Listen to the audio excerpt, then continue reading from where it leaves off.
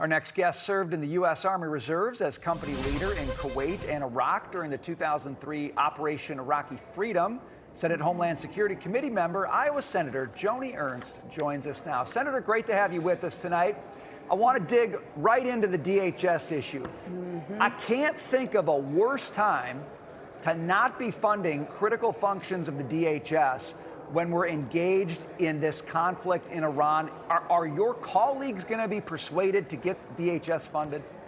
Brian and Dagan, absolutely. Now is the time to put aside the political games. For heaven's sakes, we know that Iran is very good about funding sleeper cells and in placing them in their adversaries' countries. We have seen the active targeting of Iranian operatives against members of our former administration, and we know that there is a threat to the American people, and yet DHS is still not funded. Even though the Democrats will cry foul about ICE, we know that ICE is funded. We did that in our One Big Beautiful Bill last summer. But what is not funded?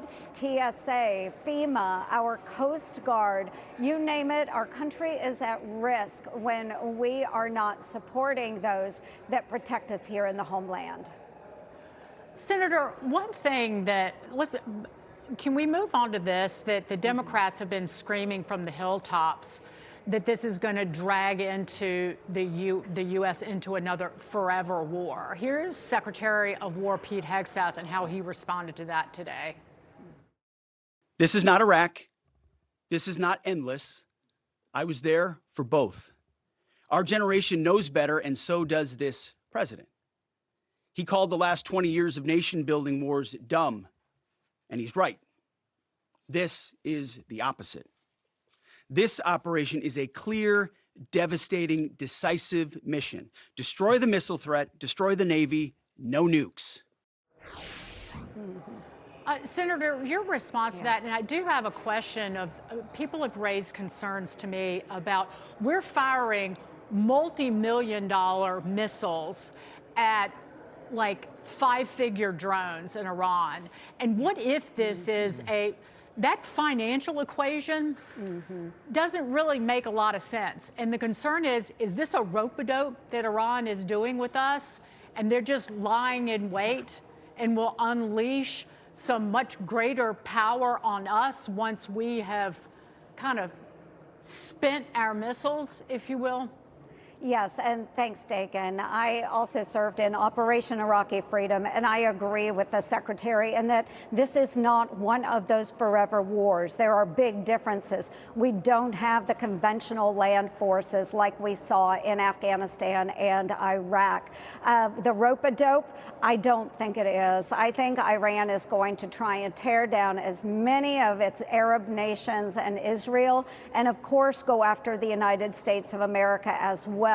But what we are starting to see in this engagement is the use of drone technology, much cheaper drone technology on the part of the United States of America. So while we can engage larger missile systems, and we have, and we will continue to do so, we're also using the drone technology that has been developed through a number of years in Ukraine and, of course, through our tech partners here in the United States. So I think this is a new era of strikes, and we will start to see those costs coming down as we engage in the newer and developing technology. And I think that's incredibly important. But I would say overall, I support the president in this endeavor. It is a very noble mission. To those that have lost loved ones in this conflict, God bless you for their selfless service and sacrifice. It is a noble mission. You know, Senator, really quickly, you mentioned conventional ground forces, and that's a difference between Iraq and what we're doing in Iran right now. Both the president and the secretary have said they're not ruling out ground forces. It doesn't mean they want to use them, and I get why they might not want to rule out anything, but does that give you pause, make you nervous at all? Well, of course, it would make me nervous, and I would want to know what the scale of those conventional forces would be.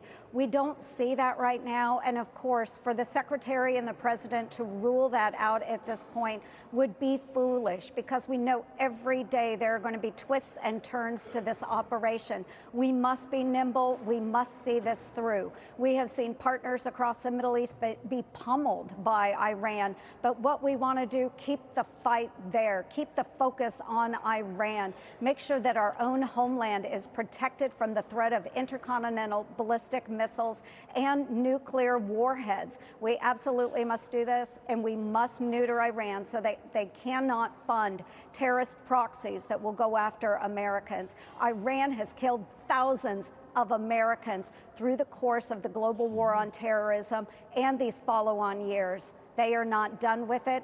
We should end it. Senator, great to get your perspective tonight. Thank you very much for being with us. God bless you. Thank you.